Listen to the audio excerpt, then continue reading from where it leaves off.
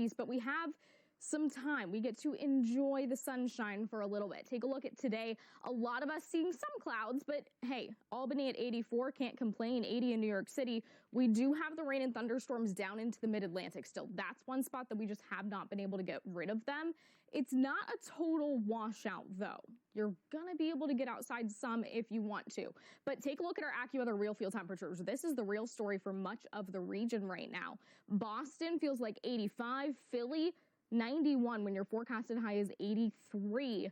Yeah, make sure you are staying hydrated, staying in the shade when you can if you are outside for extended periods of time, because we're back to feeling more like July or August compared. On Future Radar, give you an idea of how all of it plays out. So like I said, the mid-Atlantic, you are still getting rounds of rain and thunderstorms throughout the afternoon. It gets a little lighter as we head into the evening, we head into tomorrow, and our next system starts to move in. Somewhere like Pittsburgh is going to see the rain first, and even a few thunderstorms possible here.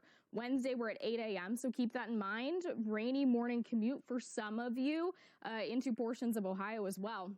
We get to the I-95 by the time we get towards the afternoon into the evening. So DC, think about this for your evening commute.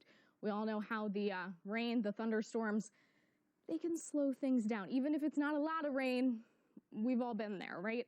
Continuing on through your Wednesday evening, it's not a total washout. It's not as widespread rainfall as what we had over the weekend, for example. But it is rain that you should be prepared for, and a cold front. It's going to move through and change things a little bit for us. So take a look at Washington, D.C. when weekend after weekend after weekend, we had the rain in the Northeast. At least I am. Maybe you're right there with me. Hopefully that is not what we are looking at now, but 2 weekends in a row, it's not looking great.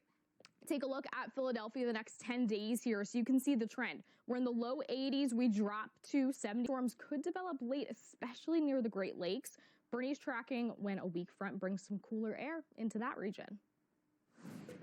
On AccuWeather early, I'm Bernie Rayno. And I'm Anna Azallion. It is the start of a 4-day week for many. And the start of the Bernie Anna show here. Yes. Ariella, by the way, no, she has not had her baby yet. Yes. But we are expecting it in the next 2 weeks. We'll let you know when that does happen. But from now, Anna, assuming I don't scare her off the stage, will be with me. Just call her our boss after this. Do I really have to keep doing this? Do I really have to work with him? All right, just like Ariella, the beauty and the brains, I'm just here because she has to have a partner. Outside with your latest forecast, but pretty beautiful day across the Northeast, certainly compared to this weekend. You know where it's not as great? Ohio Valley to the mid-Atlantic. You hold on to the rain and thunderstorms. Sorry. Look at that moisture feed coming in from the Gulf. That means it's going to be a wet day across the Southeast. Yeah, and we already are starting to see severe weather in West Texas, thunderstorms, and already flash flooding. How about in this upper low off the West Coast coming in to the Pacific Northwest across Oregon over the next 24 hours? It's not the strongest storm. You know what it is going to do? Produce gusty winds across the Intermountain West. That will produce a better day compared to especially the weekend a lot of you had. I know, bad timing. We still have the rain and thunderstorms, though, into the mid-Atlantic, so we don't all have sunshine and rainbows, so to speak. But here's the thing, the heat. I mentioned the humidity. It's just one of the factors that goes into your AccuWeather real field temperature, but it definitely is a big factor right now. New York, high of 80, but feels like 92. Yeah, it's one of those days, just ignore the air temperature. Look at your AccuWeather real field temperature. That's the only number that you really want to be paying attention to.